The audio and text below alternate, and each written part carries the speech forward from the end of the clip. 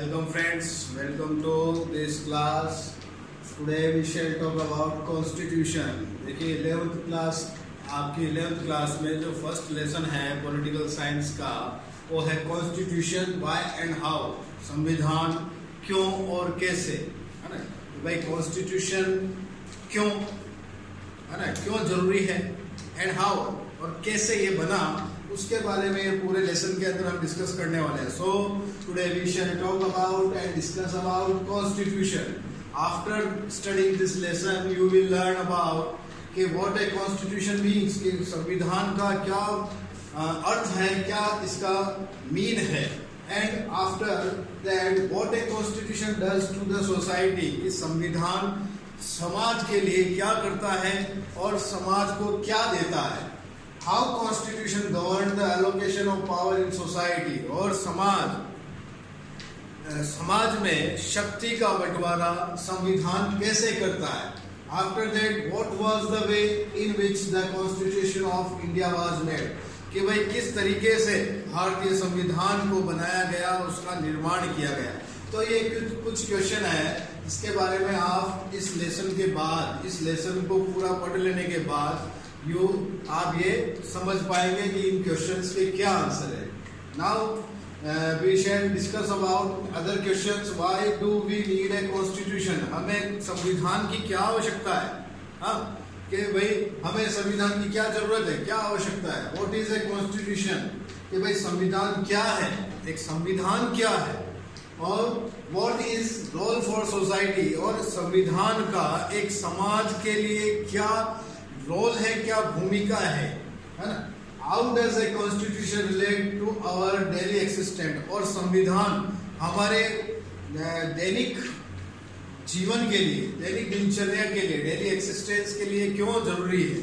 तो इन्हीं सब कॉन्स्टिट्यूशन के जो ये क्वेश्चन है ये इम्पोर्टेंट है, और इनके बारे में हम इस लेसन के स्टडी के बाद जान पाएंगे, है ना। Now we shall talk about constitution allows coordination and assurance। भाई कॉन्स्टिट्यूशन जो है ये तालमेल बढ़ाता है और भरोसा दिलाता है। कॉन्स्टिट्यूशन अलाउज कोऑर्डिनेशन, तालमेल बढ़ाता है, एंड अश्योरेंस, भरोसा दिलाता है। अब किन किन के बीच ये तालमेल बढ़ाता है और भरोसा दिलाता है, इसके बारे में हम डिस्कस कर लेते हैं। लार्ज ग्रुप, देखिए कि imagine that you are belongs from a large group and other group is a minor group। देखिए लार्ज ग्रुप के अलग कल्चरल एक्टिविटीज होते हैं, अलग उनके थॉट होते हैं, अलग उनके सिस्टम्स होते हैं, है ना। और जो माइनर ग्रुप होते हैं उनके अलग थॉट होते हैं, उनकी अलग एक्टिविटीज होती है, लाइक रिलीजियस एलिगेंसीज होते हैं, उनकी जो वेशभूषा पहनावा जो होता है, उनके क्लोथ से रिलेटेड टेस्ट, उनका एंड अदर टेस्ट, सब डिफरेंट टाइप के होते हैं।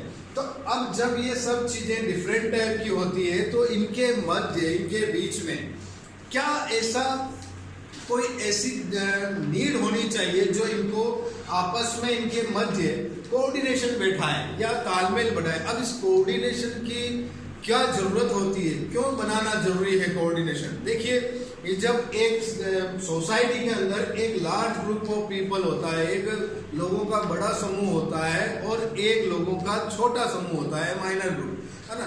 तो हो सकता है इनके बीच, है ना, कि कई सारे डिस्प्यूट्स होते हैं, there are lots of disputation between them, है ना, कि उनके मध्य काफी डिस्प्यूट्स होते हैं, और इन डिस्प्यूट्स को कौन सॉल्व करे, है ना, और कौन इनके मध्य एक कोऑर्डिनेशन बनाए। तो इसके लिए जरूरी होता है कि कुछ ऐसे बेसिक रूल्स बना दिए जाए, कि सोसाइटी के अंदर कुछ ऐसे बेसिक रूल्स बना दिए जाए जिसको फॉलो लार्ज ग्रुप भी करे और माइनर ग्रुप भी करे। तो इसके लिए कॉन्स्टिट्यूशन यहाँ काम करता है, इन ग्रुप्स के मध्य कोऑर्डिनेशन बैठाने का और एश्योरेंस बनाने का काम कौन करता है, कॉन्स्टिट्यूशन। अब देखिए यदि if absence of basic rules ordinary people will feel insecure। अब देखिए जब अगर ऐसे बेसिक रूल्स सोसाइटी में नहीं होंगे तो ऑर्डिनरी जो जनता है, सामान्य जनता है, ऑर्डिनरी पीपल है, ये अपने आप को इनसिक्योर फील करेंगे, है ना, असहज या असुरक्षित महसूस करेंगे। तो इनको सिक्योर करने के लिए एक ऐसे बेसिक रूल्स की नीड होती है सोसाइटी को जो लीड कर सके सोसाइटी को, उनको उनके ऊपर चलने के लिए सोसाइटी को मोटिवेट कर सके, इंस्पायर कर सके। तो कॉन्स्टिट्यूशन यहाँ एक बड़ा रोल प्ले करता है। So here the constitution play a big role, कि भाई यहाँ कॉन्स्टिट्यूशन एक बड़ा रोल प्ले करता है। देखिए फर्स्ट फंक्शन क्या है, first function of constitution to provide a set of basic rules, कि भाई बुनियादी नियमों का, बेसिक रूल्स मीन्स बुनियादी या आधारभूत नियमों का एक सेट, एक नियम उपलब्ध करवाता है, that allows for minimum coordination amongst member of society, जो ये सुनिश्चित करता है कि एक मिनिमम कोऑर्डिनेशन, एक न्यूनतम समन्वय सभी सदस्यों के मध्य बना रहे, समाज के सदस्यों के मध्य। तो हमने अभी क्या जाना कि भाई कि जो कॉन्स्टिट्यूशन का फर्स्ट फंक्शन जो है, पहला काम जो है वो ये है कि समाज को एक ऐसे बेसिक रूल्स प्रोवाइड कराए जिसके ऊपर चलकर समाज के अंदर एक न्यूनतम मिनिमम एक कोऑर्डिनेशन बने समाज के सदस्यों के मध्य। ठीक है, जिसके लिए क्या होता है कि जो ऑर्डिनरी पीपल होते हैं, ये ऑर्डिनरी पीपल अपने आप को सिक्योर फील करें। Okay, this is the first function of the constitution. Now we should talk about second function. देखिए specification of decision making power. अब देखिए डिसीजन मेकिंग पावर मीन्स क्या हुआ कि संविधान के अंदर कुछ ऐसे ऐसी भी तत्व होते हैं जो जिनके पास ये पावर होता है कि वह डिसीजन कौन ले, निर्णय लेने की क्षमता या निर्णय लेने के लिए क्या शक्ति की आवश्यकता होती है, ये संविधान हमें समझाता है। अब देखिए कि भाई जैसे मैंने अभी ऊपर बात की थी large group and minimum group, तो कहीं ऐसा तो ना हो जाए कि जो समाज के हैं, सोसाइटी के जो जितने भी बड़े बड़े जो डिसीजन हैं वो लार्ज ग्रुप ले और वो उसे अवॉइड करने लग जाए माइनर ग्रुप को या छोटे ग्रुपों को, उनको अवॉइड करने लग जाए। तो यहाँ जो कॉन्स्टिट्यूशन भी यहाँ एक बड़ा रोल प्ले करता है, वो ये करता है कि जैसे various group need some rules, कि भाई समाज के जो वरियस ग्रुप्स हैं, बड़े बड़े जो ग्रुप हैं, विभिन्न ग्रुप हैं, ये विभिन्न ग्रुप क्या करते हैं कि कुछ ऐसे नियम बना लेते हैं। इनके मध्य जो डिस्प्यूट्स होते हैं, है ना, इनके मध्य जो डिस्प्यूट्स होते हैं, some disputes between the minor group and large group, तो इन डिस्प्यूट्स को सॉल्व कैसे किया जाए, how to solve this disputes, है ना, कि भाई डिस्प्यूट सॉल्व कैसे किया जाए। तो यहाँ कॉन्स्टिट्यूशन भी एक बड़ा रोल प्ले करता है। Constitution gives the answer for the question, कि कॉन्स्टिट्यूशन यहाँ उस प्रश्न का आंसर देता है, उस क्वेश्चन का आंसर देता है कि भाई आप इस डिस्प्यूट्स को सॉल्व करें और आपसी कोऑर्डिनेशन बनाएं, और डिसीजन मेकिंग पावर भी देता है। फिर उसके बाद ऑफ डिस्ट्रीब्यूशन ऑफ पावर्स, कि भाई शक्ति का बंटवारा करने की भी बात यहाँ कॉन्स्टिट्यूशन करता है, कि डिस्ट्रीब्यूशन ऑफ पावर, कि भाई समाज में शक्ति किसके हाथों में रहेगी, इसकी बात भी कॉन्स्टिट्यूशन समझाता है। देखिए what the laws will be, कि भाई किस तरह का कानून होगा या होना चाहिए। अब देखिए अलग अलग जो सिस्टम रहे हैं, जैसे मोनार्कियल जो सिस्टम था जिसके अंदर जो मोनार्किस्ट होते थे वो ये डिसीजन लेते थे कि उनका सिस्टम कैसे चलेगा, किन रूल्स को वो फॉलो करेंगे, है ना, कि भाई जैसे कि राजा ने जो नियम बना दिए, है ना, उनको ही फॉलो करना है, प्रजा को या ऑर्डिनरी पीपल उनको फॉलो करें। फिर उसके बाद एक सोवियत यूनियन, है ना, सोवियत संघ की बात करें रशिया की, तो वहाँ एक पार्टी को अधिकार दे दिए जाते हैं आफ्टर इलेक्शन कि भाई आप अपने कंट्री से रिलेटेड आप लॉज बनाएं और उनको लोग या पीपल उनको फॉलो करेंगे।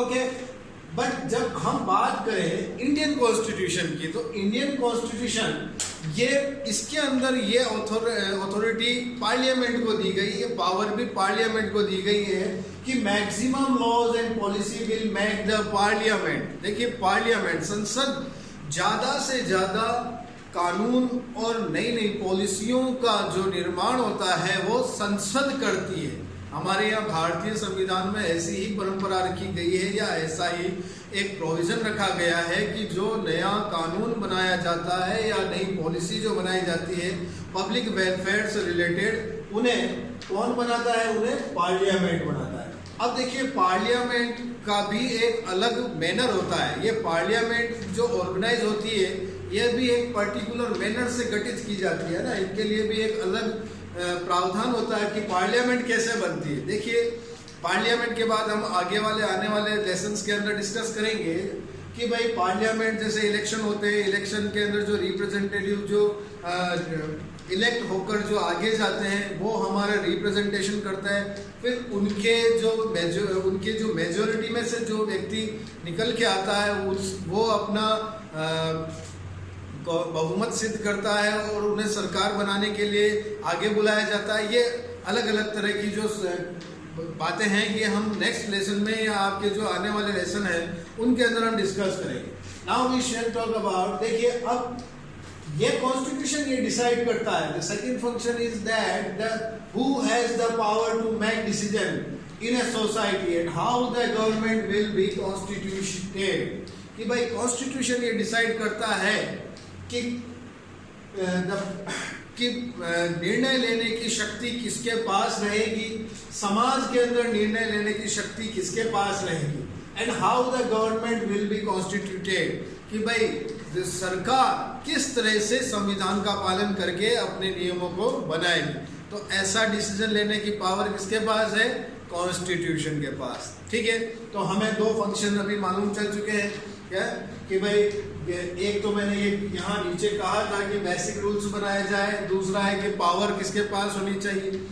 Now we shall talk about limitations on the power of government. अब देखिए, एक according to provision of constitution हमने ये पावर गवर्नमेंट को दे दी कि वो डिसीजन ले और अपनी गवर्नमेंट को आगे बढ़ाए, उन्हें प्रोग्रेस में रखे। लेकिन यदि गवर्नमेंट अगर ऐसा डिसीजन ले ले या इस तरह के कुछ रूल्स बना दे जिसको फॉलो करना ऑर्डिनरी पीपल के बस की बात ना हो, उन्हें एक अननेसेसरी बर्डन लगे, तो यहाँ गवर्नमेंट अगर अपनी पावर का गलत यूज लेती है तो कॉन्स्टिट्यूशन यहाँ उस पावर के ऊपर भी लिमिटेशंस लगाती है कि गवर्नमेंट अपनी पावर का अनुचित फायदा ना उठाए और लोगों के पब्लिक वेलफेयर के साथ या लोक कल्याण के साथ खिलवाड़ ना करे। तो यहाँ कॉन्स्टिट्यूशन क्या करता है? Constitution to set some limitation what government impose on its citizen. This is the fundamental limits. देखिए, कॉन्स्टिट्यूशन एक फंडामेंटल लिमिट भी लगाता है सरकार के कार्यों पर कि सरकार अपने कार्यों के लिए नागरिकों के लिए अननेसेसरी कोई कार्य बर्डन ना हो, उनके लिए कुछ लिमिटेशंस को भी फॉलो करे। ठीक है, तो ऐसा प्रोविजन भी कॉन्स्टिट्यूशन में होता है और ये एक मौलिक सीमा भी मानता है, फंडामेंटल लिमिट्स भी सरकार के ऊपर लगाता है। Again we shall talk about aspirations and goals of a society. देखिए, एक सोसाइटी के लिए क्या जरूरी है कि क्या उसकी आकांक्षाएं हैं और क्या उनके गोल्स हैं, लक्ष्य, aspirations and goals of the society. तो यहाँ कॉन्स्टिट्यूशन एक रोल यहाँ ये प्ले करता है। The fourth function of the constitution is to enable the government to fulfil the aspiration of a society.